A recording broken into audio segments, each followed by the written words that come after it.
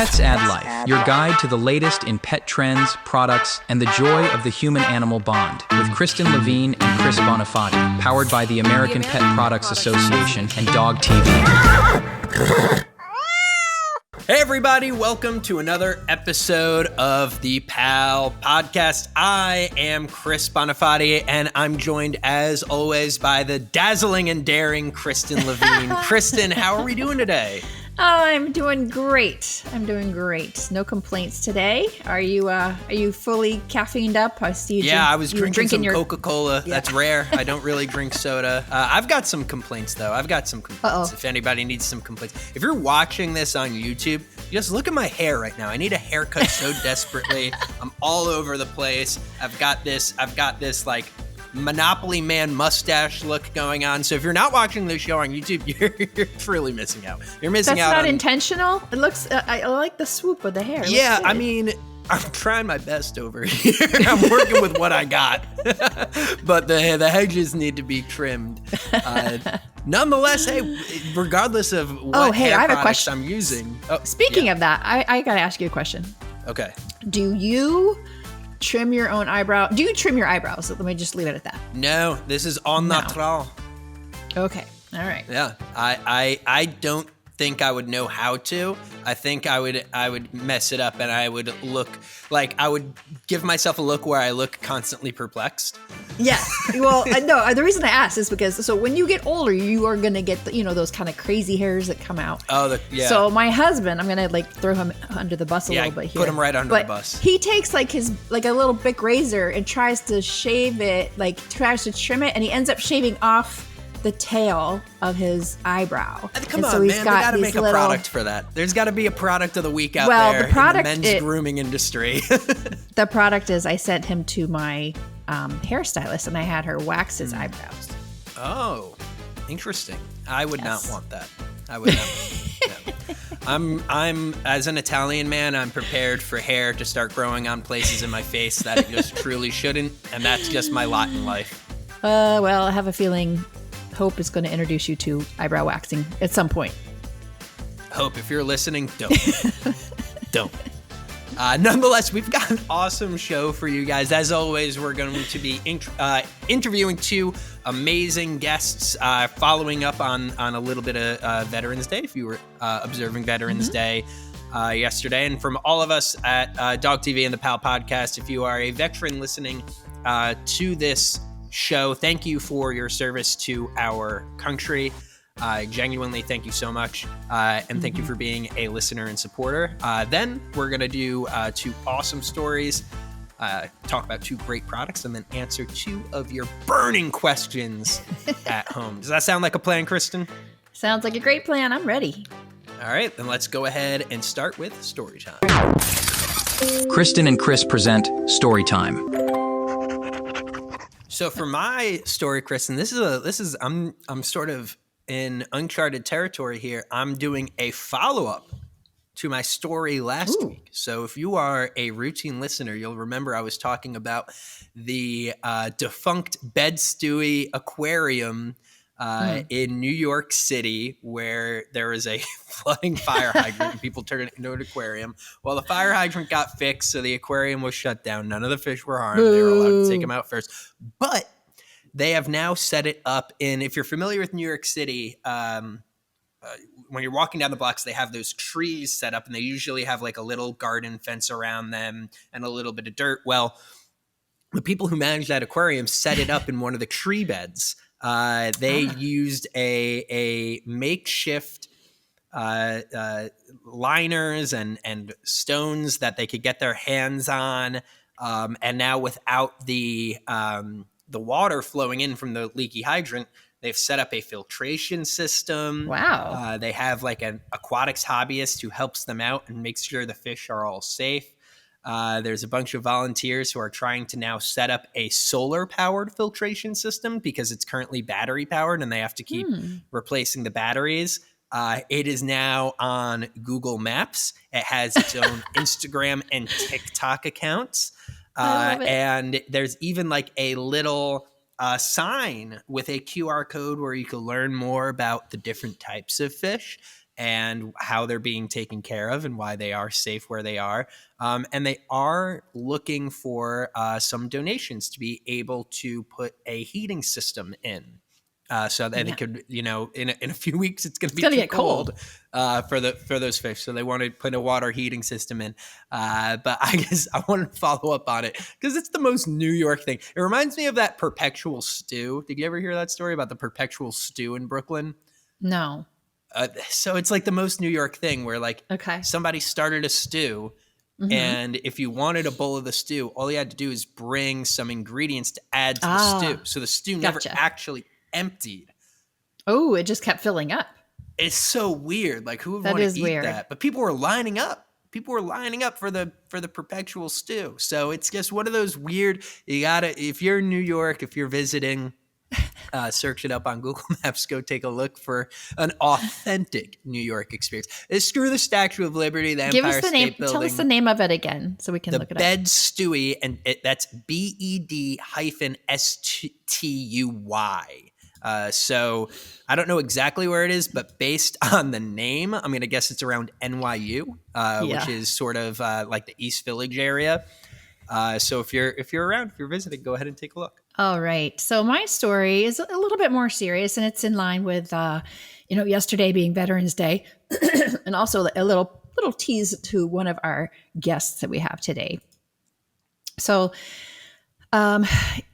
the VA reports that they treat 500,000 veterans a year for PTSD. And we know that so many cases go unreported. A lot of veterans don't seek help for PTSD. So that number is, on the very low end, I'm sure. And as we all know, it's widely understood that suicide is among one of the top causes of death for veterans suffering from PTSD. But we also know that pairing service dogs with these veterans saves lives, enhances their lives, gives them reason to live. It really enhances every aspect of our life. And we're going to hear more about that later with our guest today. But there are hundreds of thousands of veterans that can't get a service dog or haven't asked for one, primarily due to their inability their lack of desire to ask for help, but also there's a huge funding issue. It costs a lot of money to train these service dogs. But the good news is there is a bipartisan group of lawmakers in Congress that's pushing to make it easier for veterinarians to be paired with service dogs. It's called the Service Dogs Assisting Veterans Act, and it would designate $10 million a year for 5 years to the Department of Veterans Affairs.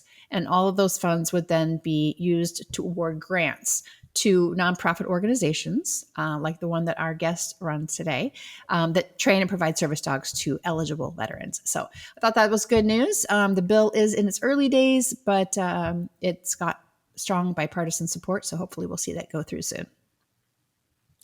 Call your congressman. Call him up. Write an email. Write a letter. Handwrite a letter. I dare you.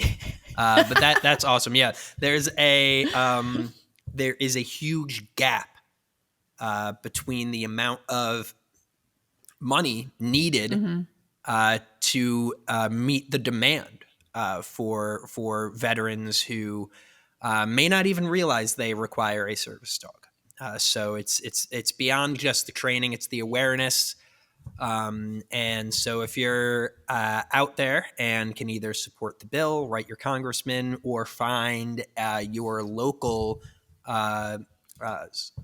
I'm not even sure what to call them because it's so niche, like a service dog trainer who works with veterans. There's all sorts of organizations out there. So if you know of one, it might be a good time to leave a donation in honor of Veterans Day. Beyond the Leash, exploring the untold stories of pet passion and professionalism. Well, today we are honored to welcome our guest, Shannon Walker. She's a leading expert in canine training and the CEO and founder of Northwest Battle Buddies, which is a nonprofit dedicated to pairing veterans with service dogs to support those veterans living with PTSD. Now, Shannon's work is deeply inspired by her father, who is a veteran himself, and he instilled a profound respect for America's service members as she was growing up, and her journey from training police canine units to founding Northwest Battle Buddies really shows off her commitment to kind of like leveraging the power of canine companionship to uplift and support those who have served our country. So welcome, Shannon. It's so wonderful to see you and so grateful to be on the show. Thank you. Oh my gosh. I forgot to mention in the intro that you did a TED Talk a couple of years ago, and I watched it this morning and it was incredible. It just blew my mind. I don't even know where to start, but let's start with talking about your inspiration, how you transitioned from training dogs, specifically canine service dog or canine dogs, to creating Northwest Battle Buddies. Absolutely. Thank you. So, I've been a professional dog trainer for 30 years. And like you said, not only did I compete in a protection sport for 10 years, but then I did also have the honor of working with with police departments, helping them train their dogs. And then I also started my for-profit business because I'm a single mom and I needed to be able to make money and be a stay-at-home mom. My stay-at-home was my business. So my boys grew up in it and I've been doing that for 30 years as well. And so it's all things dogs. But when a veteran walked into my business, my dad taught me to believe in God, family, and country. And like you said, my dad really inspired. I believe legacy isn't just what you leave people on this earth when you leave, but it's what you leave in people when you leave on this earth. And my dad left in me a profound patriotism for our veterans. He always taught me that when you're in the presence of a veteran, you're in the presence of a hero, even though he never considered himself one. And then I raised my boys with the same belief system. And my boys, they served in the Army and Marines. So we believe it, we live it. But when a veteran walked into my business and he wanted help, he was looking for help. He wanted his personal dog to be trained to be a service dog for him. And that experience became profound for me. That experience, as I did what I do, I had trained service dogs before, but I had never served a veteran and trained a dog for PTSD. And through that process, watching him go into those stressful places that he would always avoid with his service dog, through the training, through everything we did, I saw him find courage inside himself to lead her where he was afraid to go alone. And I saw him do for her what he was unwilling to do for himself. And I watched him when he finished his training and he finished his testing. I watched him walk away. And this took months. This was a huge process. And when I watched him walk away, his head was up and his shoulders were back. And I was watching Sammy, his yellow lab, at his side. And out of everything I'd accomplished in the dog world, all the times on the podium, helping all of the families with their dogs, helping police departments, helping them certify their dogs, all of that is so significant. But nothing mattered to me as much as the value that that dog brought him in his life as a service dog, and seeing him change and learning about the suicide rate and learning about the price that our veterans are paying. They may not be wearing the uniform anymore, but they're still paying a price for our freedom. And it was such a profound moment. It was such a profound experience for me that it set me on the trajectory to thinking, if I can just adopt dogs out of shelters, I can train them and I can say thank you for my freedom. I can gift them and say thank you for my freedom. That was 257 service dogs ago, and we have not lost one. We have not lost one veteran to suicide. That is amazing. For our veterans that we've gifted these dogs to, this absolutely has been the life-changing, life-saving experience that not only they deserve, but they need, and their children need it, and their families need it, and our communities need it. So I tell people all the time, I get to do this. It's hard.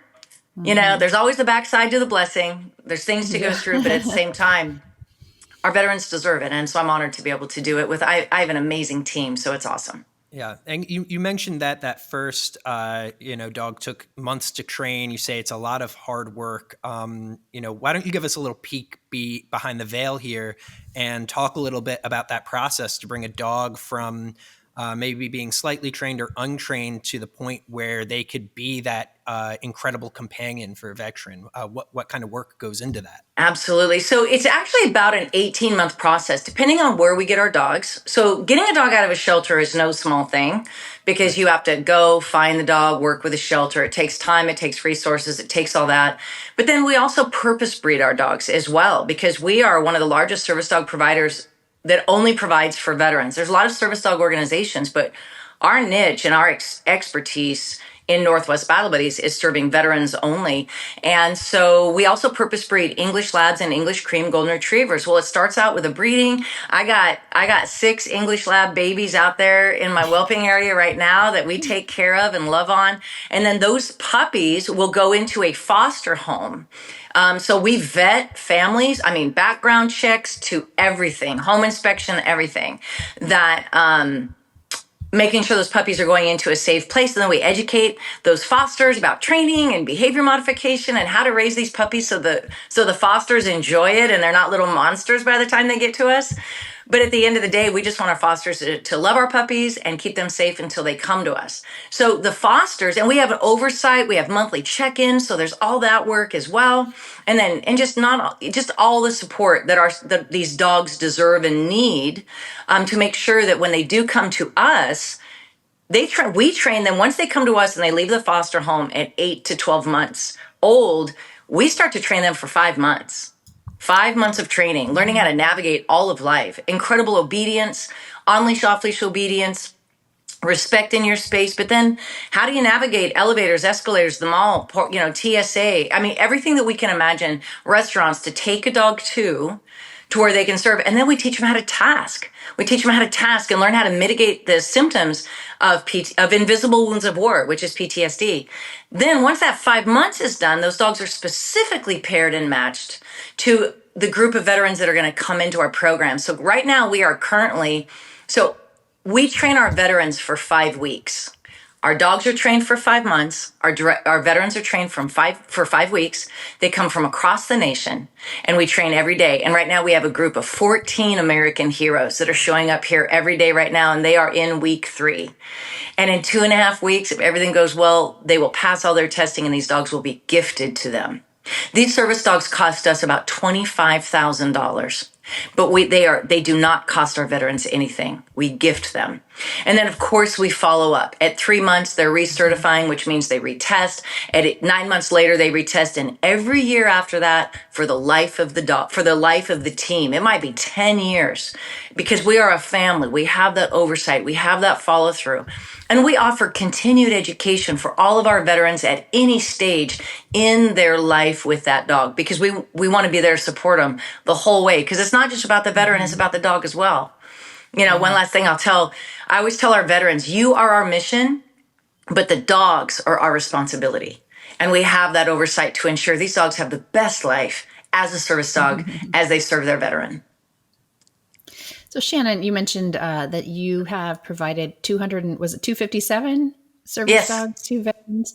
I can imagine, which is incredible, but I can imagine the waiting list is there a waiting list with your organization and or just nationwide for veterans that are seeking to obtain a service dog? It is not uncommon for an organization to have a waiting list, and our waiting list is at least 140 veterans right now that are waiting. And the thing is this whole last year, so the suicide rate among our American heroes is 22 veterans a day will take their life on American soil.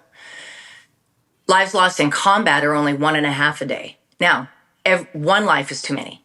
However, that's what we're facing on American soil. And we do have a waiting list. And this last year, we had the greatest influx of applications, veterans looking for help. And not every organization has a waiting list like ours, but we do. And we absolutely are going to serve every single one of them. We are constantly working on raising money, working on developing relationships that are sustainable so we can continue. Last year, we gifted 43 service dogs to our veterans, and we are one of the largest providers in the United States. We are nationwide. We're represented in 28 states right now and 5 countries. So it's very vast, and we serve all conflicts. That's the other thing. Some organizations only serve post 9/11. We serve all conflicts. How can we say no to our Korean War veterans, which now we're kind of aging out of that, but our Vietnam veterans? Right. Our 100th dog went to a Vietnam veteran. His name was Jim, and we provided a beautiful English lab named Bomber. And he said, I really thought my life was over. I didn't know at this stage of my life I would begin living. And it's like, what an incredible testimony that these dogs are doing for our veterans, because every story is the same, but it's all unique to itself. Yes. It's an incredible honor to serve them the way we do. And these dogs they're just, to be able to describe the level, because they are a piece of medical equipment. This is a tool to help mitigate a disability. But it's so much more than that. And to hear the stories of our veterans really adds fuel to our fire at Northwest Battle Buddies, just to press on, to continue to serve them at the highest level as much as possible every year, to just keep getting those names off the list.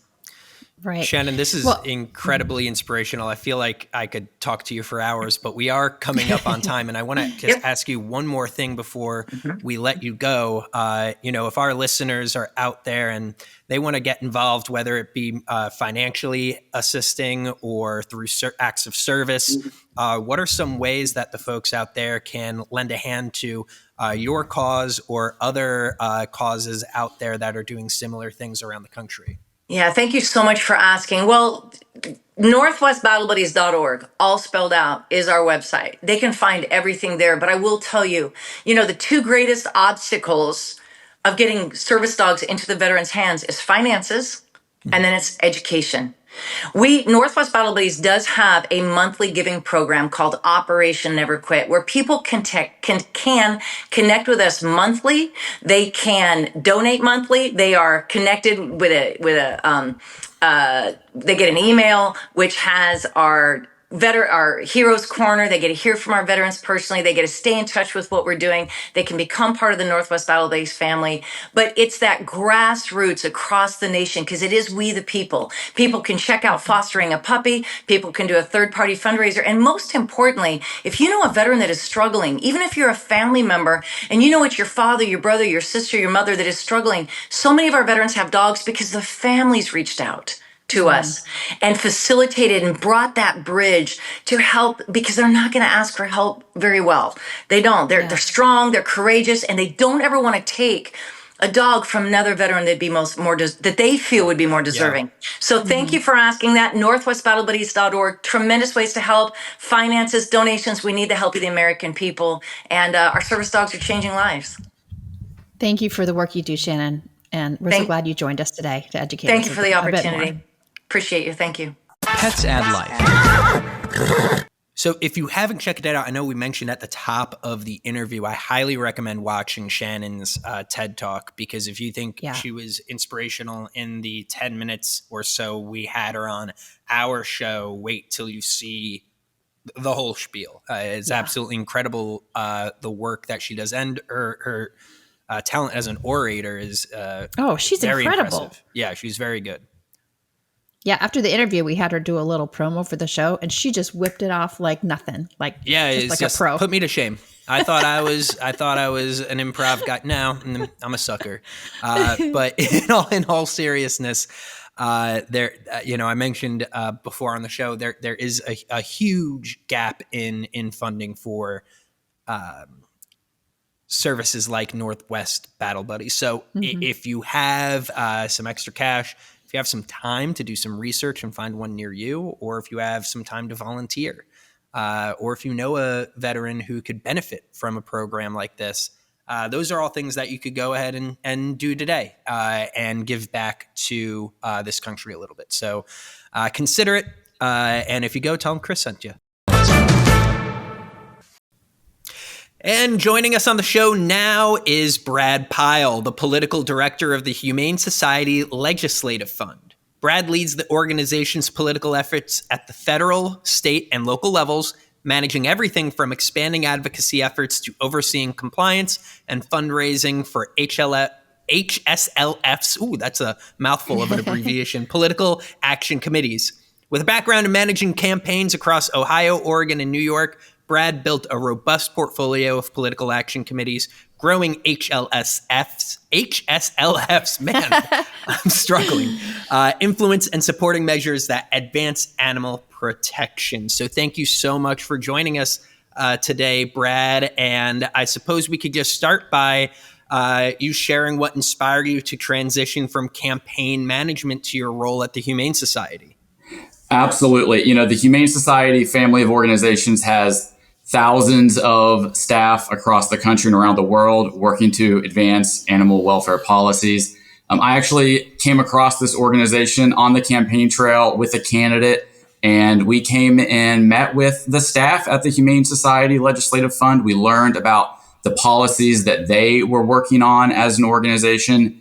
And it was really eye-opening to me because I had been so accustomed to some of the other issues that we hear about common on candidate campaigns, on elections. I'm sure you've heard about them in the TV ads that you're seeing and hearing leading up to the current election. But I had never really been that exposed to the intricacies of animal policies and the politics behind it. And I was so impressed and so moved by some of those meetings and the conversations after that I was really excited to have the opportunity to join the organization and help grow it and expand beyond where they already were. Great. So, Brad, can you talk to us a little bit about what types of legislation you're working on with regard to animal protection? Some specific examples. Absolutely. We've got teams in Washington, D.C. advocating before the federal government, and we have teams on the ground in state capitals and city halls across the country working with their state and their local governments as well. It's everything from cracking down on the puppy mill to pet store pipeline and working to protect puppies and kittens in those inhumane conditions. At the federal level, we're working on the Puppy Protection Act. At the state and local level, we have all sorts of different approaches to tackling that issue, whether it's prohibiting the retail sale of these pets or cracking down on some of the more predatory financing situations that we see in these retail situations. And we're working in so many different ways to protect pets and the people that care about them. And there's just a couple of great examples. Yeah. And, I think in today's political landscape, a lot of issues tend to be very divisive. But I think one thing that a majority of folks can agree on is that our pets should be sourced in humane and reliable ways. So if I'm a listener out there and I'm considering either adopting or purchasing a new pet, do you have any tips on how I could identify either a breeder or a store and ensure that they are following some of these tighter regulations? Definitely. You can go to the humanesociety.org. There are some great tips and tricks to help you find that pet. Really encourage you to check out your local shelter and rescue, though. There are so many great pets that need a good home in shelters and rescues across the country. There is no shortage of adoptable pets out there, and you can definitely find the next member of your family at a shelter near you. So, Doug, do you have a pet project, that's particularly you're passionate about yourself, or that you're really excited about that you're working on? Yeah, I am still so invested in our democracy and our electoral advocacy. One of my big responsibilities in our organization is making sure that our advocates are engaged in the democratic process.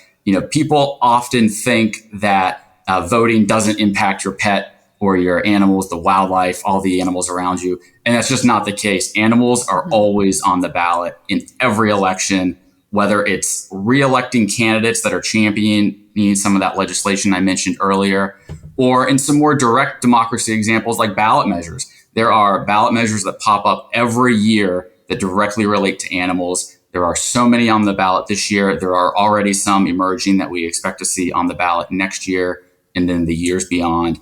And more often than not, when voters have a chance to directly decide what the policies will be in their community based on a ballot measure, they overwhelmingly choose the pro-animal side of that, the animal protection position on those choices.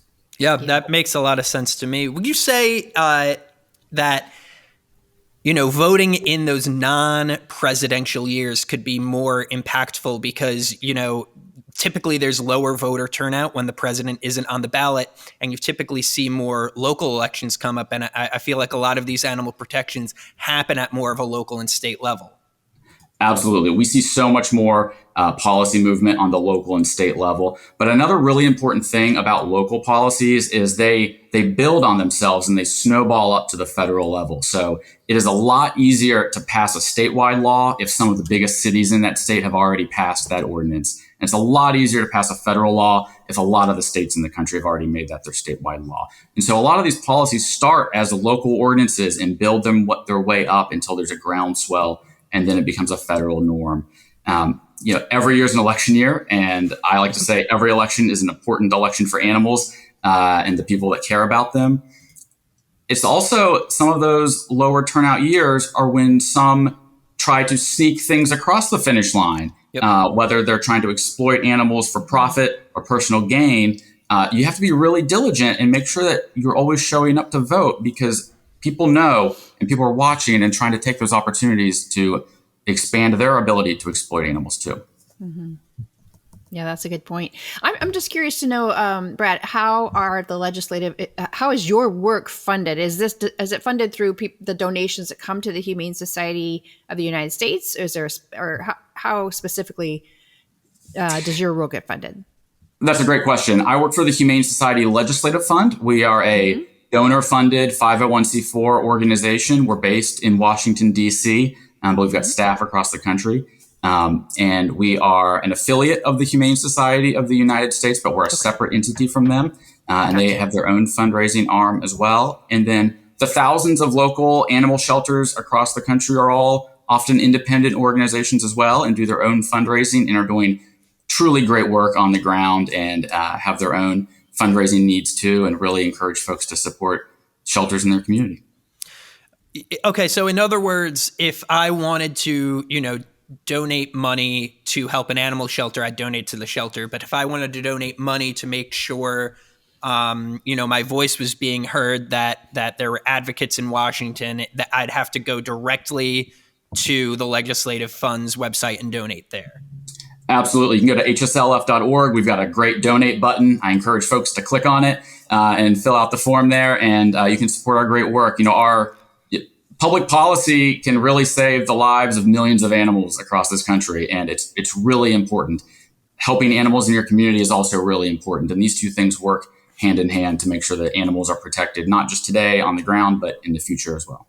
Yeah, I think everybody listening to this podcast would agree that they want to take care of animals. I mean, if you're listening to the Pets at Life podcast, I know where you're going to fall on these issues. But I think there might be a bit of a lack of awareness, because it's just not one of those issues that hits the news cycle, right? It's not one of those big issues that you hear debates about and people talking about it. So are there any informative resources that the Legislative Fund has where I could go and learn more about some of the laws that might be being passed, or how I could get involved in different ways, some more educational resources? Absolutely. Our website, we've got a federal scorecard, and we have several state legislative scorecards as well, where we record and hold lawmakers accountable for how they voted on animal welfare policies that came before their legislatures.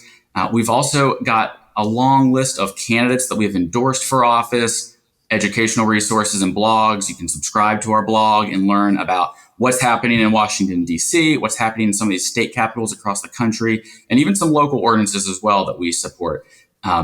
Every level of elected office can impact animals, whether it's a county sheriff shutting down a dogfighting operation or a city council cracking down on puppy mills. There are so many ways that every level of elected office can impact animals for the better. And that's something that we really work to educate our members and the public at large about.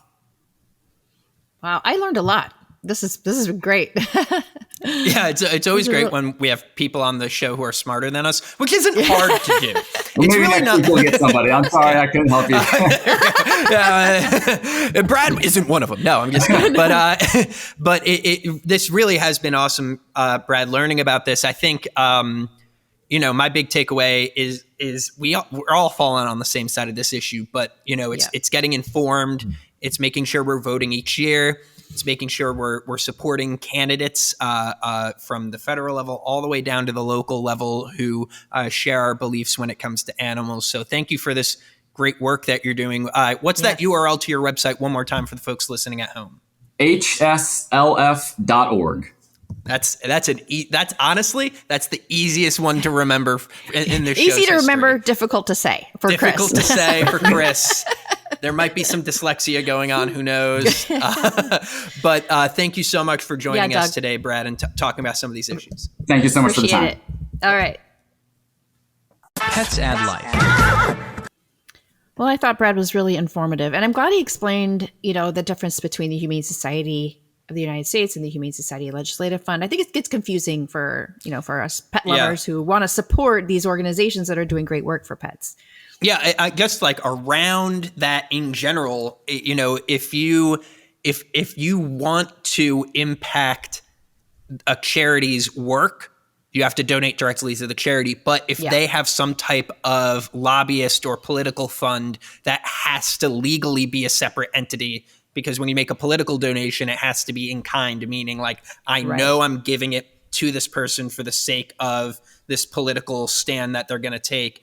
So just keep that in mind when you're thinking about other charities that you support the work of. But if you want to support their advocacy and lobbying in Congress, they may have a fund set up.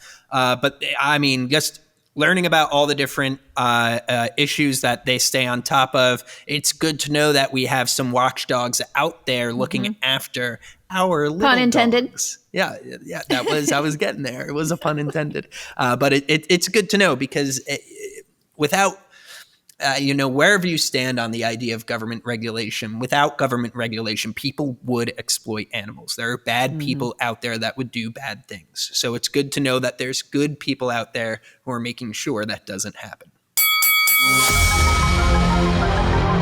The product of the week. All right, Chris, it's your favorite part of the show. It is. What is it? I mean, I could have multiple favorites. Well, It's like a dad with two kids. They're both my favorite. You also say the Q&A is your favorite. So well, yeah, because that's my changes. favorite. But I would say product of the week has the best intro theme song. That's true. The best jingle. That's what we call it. Intro theme song. What are you saying, Chris? Get some sleep. Why don't you? Have another Coke. Yeah, I need another Coca-Cola. All right. I'm going to go first today. And the product I chose to highlight is one that I just had to use. And it is life-saving. Well, it's pocketbook saving. Let's say that way. Little Miss Tulip, who is sleeping over my shoulder there, she had a bout with gastroenteritis last week. And we were never really able to figure out what caused it, but typically gastroenteritis is inflammation of your dog's, gut, intestines, and stomach, and it can be brought on by anxiety or them getting into something they shouldn't have eaten. It can be caused by a lot of different things. In her case, I think it was because we had a lot of guests in and out of the house, and then she went to the pet sitters, and then it was just a lot of change going on in our home for a few weeks. So 3 vet visits, Friday, Saturday, Sunday, 2 overnight hospitalizations, and she's all better now. She's settling back in. She's back to her normal self. So it was all great. The vets that saw her were fantastic. However, it amounted to about a $4,000 bill by the time we were finished. So my product of the week is really any pet insurance, but I personally Take your have pick. Healthy Paws pet insurance, which I've had for many years, so that $4,000 vet bill is actually going to cost us about $1,000 when you take away our $200 deductible. My particular plan that I chose pays 80% after your deductible. So I just wanted to highlight how important pet insurance can be. You never know when these things are going to happen. And I mean, just to think about having to out of pocket $4,000 right before holiday season. And, I mean, I would have done it. We would have made it work, but it would have been painful. So I just encourage anyone who has been thinking about pet insurance and putting it off. There are dozens of companies now. We've even talked to some of them on the show. You do have to do your research because you want to make sure that you get the right plan for you that has the right deductible, the right payout amount. And the one complaint I always hear from pet parents is, yeah, but they don't cover pre-existing conditions. Well, of course not, because that would be like you have a car accident with no car insurance, and then you go get car insurance and ask them to cover your accident that you were uninsured for. So it just doesn't work that way.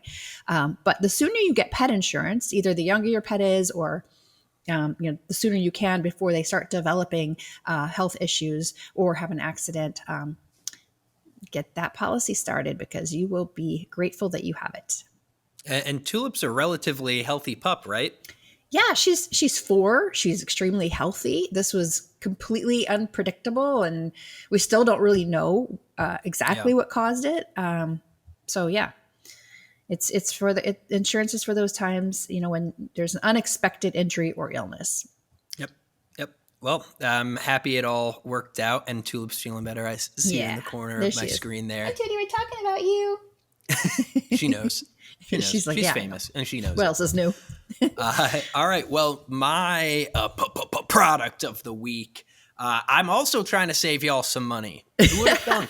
Chris and Kristen here trying to save y'all some money. So I was down in Florida and I was talking to some members of our extended team, and I was asking, hey, I do this little podcast. I got this little side gig going on called the Pets Ad Life podcast, and I'm looking for a product. Does anybody have any recommendations? And we got off topic really quickly, as most conversations do when you're having them with Chris. But we eventually came back around to store brands. And are store brands any good, right? Are they any good?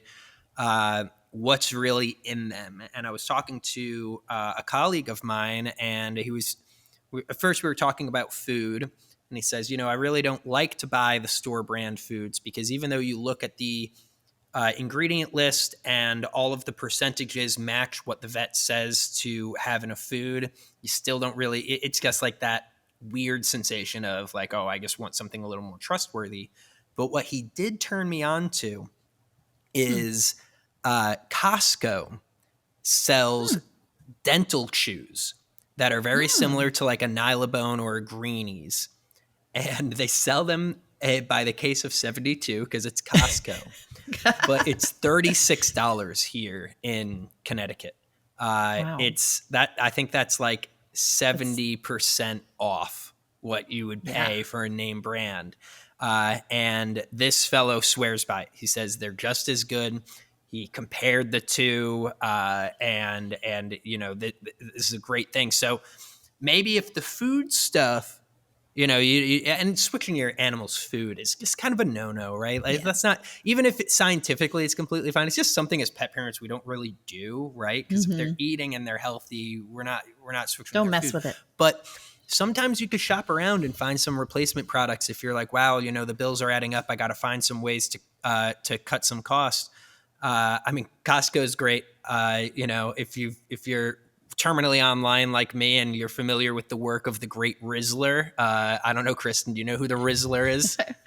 I do not. He's like this tiny little meatball child that they parade around Costco and have him buy things. But it's he's gotten so famous they had him at the Mets game. But nonetheless, oh my gosh. Okay. Costco's a great place. And as somebody who works a lot with retail in the pet industry, I am noticing a lot more trustworthy retail brands taking on private label pet products. Yeah. So if you buy Kirkland brand stuff for yourself and your human family, I'm pretty sure the Kirkland brand stuff for your dog will be okay too.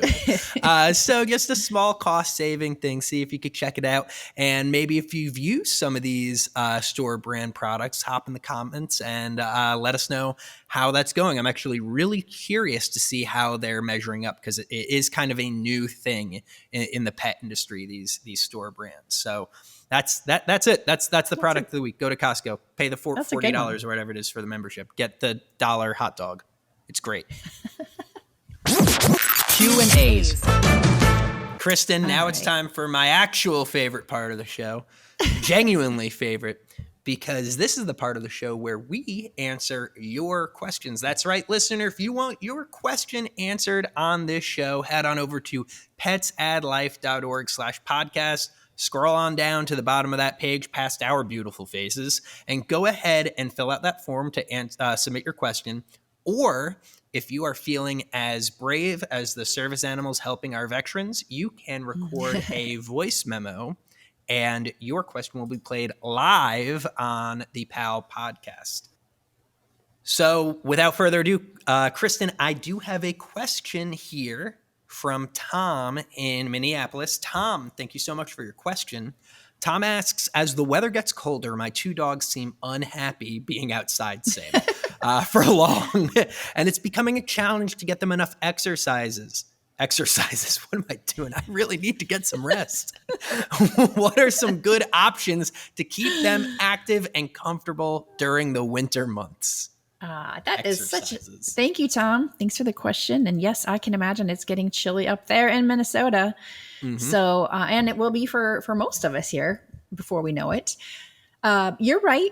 It's basically, in the summertime, we say, exercise your pet, your dog, walk them in the earlier part of the day. Well, it's kind of the opposite in the winter months. And the warmest part of the day is typically in the mid-afternoon.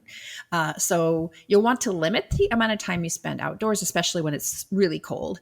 And of course, if your dog needs any special gear like booties or a coat, that's really important too, to keep them more comfortable when they are out on those briefer out. I'm catching whatever you have, Chris. I'm I'm infectious. It's a blessing and a curse. The things I say, they just catch on. So, but I have some really great suggestions for what you can do inside to replace the exercise that your dogs would be getting outdoors if it was warmer. So try some hide and seek games. I actually do this with Tulip quite often. I get little boxes from Amazon. I save them and I'll put treats in them, and then I'll hide them around the house and she has to find the boxes. So that's a great way to engage them both physically and mentally. Play tug of war if your dog's a tug of war kind of dog. If you have a staircase in your home or in your building, you can do stair climbs with your dog, assuming that they are, that they're healthy and don't have arthritis and that sort of thing. There's always puzzle toys for great mental stimulation. And then you can also opt to, if in your area there are daycare facilities for dogs or indoor dog parks, you can take advantage of those. But I think you're ultimately going to have to engage your dog in more frequent and shorter bursts of exercise or playtime to kind of make up for the time they would have spent outdoors. That should get you through the winter months, some of those ideas. And one other thing, you can also take them to those pet-friendly stores. So if you've got to do some shopping, take Fido along for the ride. If you can go into, like Home Goods allows dogs, Lowe's, or maybe just take a trip to Costco, PetSmart, any of those. So that's a great way for you to spend some good bonding time together and to get them out and about when it's chilly. That's a great answer. Some of those indoor dog parks are awesome. They're really cool. So if you have one in your area, you haven't checked it out, might be a good time too. Yeah. All right. Kristen, what do you got for me? I have a question for you. It is from Maria in San Diego. All right. So Maria says, I've heard a lot about microchipping for cats, but my cat is indoors only. Is it still necessary to microchip her? And if so, what are the benefits? Yeah. Is it necessary? My question would be, how squirrely is your cat? So Tiger is not microchipped, but we only have one front door and we never leave our sliding back door open. And Tiger cares not for the outside world. She every now and again, she might look out the window, but if we open the front door, she doesn't try to go out. She's not a high energy cat. So she's not trying. There's never been a jailbreak attempt. Although there was one time she wound up in the lobby of our condo, and I'm like, how did you manage this, Tiger? But nonetheless, the point I'm trying to make is a microchip is always there for emergencies, right? That is the entire purpose of the microchip, is so that if your cat is lost and there's an emergency, you can find them quickly and easily. And if somebody else finds the cat, they could be identified. So there's some great tracking microchips that are both tracking like a GPS type situation and also like a registration, basically like a collar, but on the inside of their skin. So I indoors only cats is a broad term, because there's some cats that are indoor only and it's not their choice. They want to go outside and they want to go outside real bad. I have a friend He's got a cat named Minestrone, and Aw. it is, when you come over to his house, you have to get through that front door quickly, because if it's open for more than a half second, Minestrone is making his move. He sees the light of day, and he's making his move.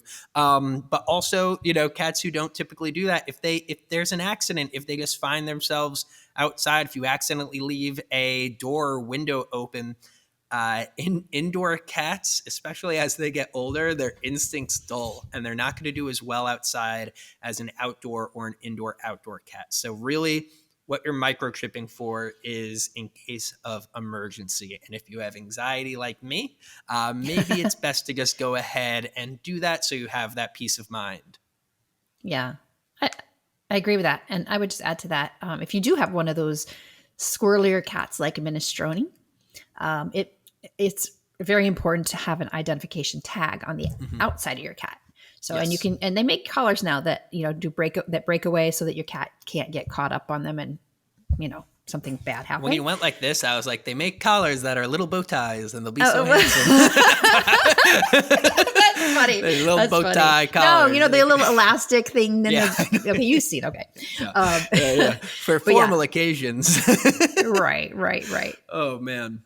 Well, thank you, Tom and Maria, for your wonderful, wonderful questions. And that brings us to the end of this episode. I'm going to go sleep for, I don't know, 30 hours, something like that. I got to something is going on with the brain. It ain't working. So if you made it through this episode, you're a champ. Thank you. You're a champ. Thanks for sticking with us. We drop new episodes every single Tuesday. So if you're out there listening, tell your friends, jump in the comments, share it with a friend. And tell everybody how wonderful we are and how funny and handsome and just genuinely great, charismatic people we are. That's what you should lead with. You don't say, I found this great podcast. You say, I found 2 new pals, and you need to meet. Yeah, that's the way it goes. But until then, be kind to yourself and be kind to your pets, and we will see you next week. Meow for now. Pets add life.